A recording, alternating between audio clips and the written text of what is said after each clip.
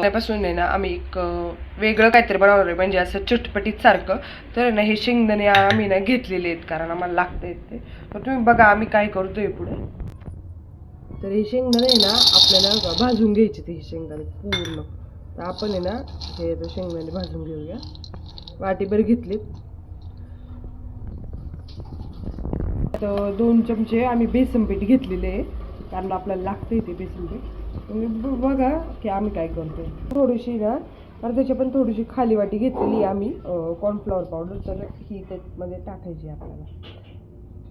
आपल्याला मिरची पावडर जाणार आहे, मीठ जाणार आहे, म्हणजे थोडंसं तिखटपणा येण्यासाठी नाही का आपल्याला ते टाकायचं आहे त्याच्यामध्ये.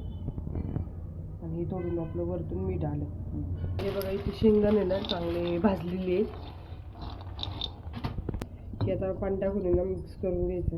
तिथे माझी आई ना ती मिक्स करून घेते. हे तेल तापून घेऊया, कारण आपल्याला पुढे ना ते तेलामध्ये सोडायचे ते आपल्याला. त्याच्यामुळं आपण एक जस्ट बघू की तेल तापलंय की नाही, नाही का, म्हणजे त्यासाठी एक टाकून बघूया. तर तापलेलं आहे तेल. शेंगदाणे ना मी टाकून घेतलेले बघा. घ्यायचे बघा, असं मिक्स करून घ्यायचं. इथे माझी मम्मी नाही सोडते सगळं तेलामध्ये.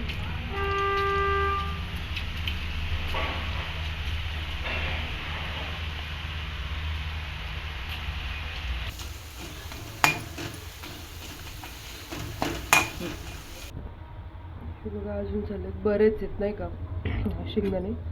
तर हे जरा ना खुसमुशीत लागतात असे भारी.